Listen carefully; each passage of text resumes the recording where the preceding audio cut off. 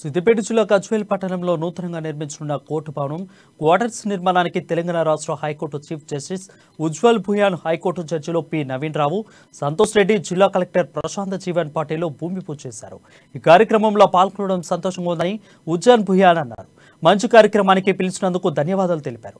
న్యాయ వ్యవస్థకు కోర్టు సమాధానానికి తప్పనిసరని, బార్ కౌన్సిలర్లు, న్యాయ ధర్మాసనం మధ్య పరస్పర సూచనలు ఉండాలని ఆయన సూచించారు.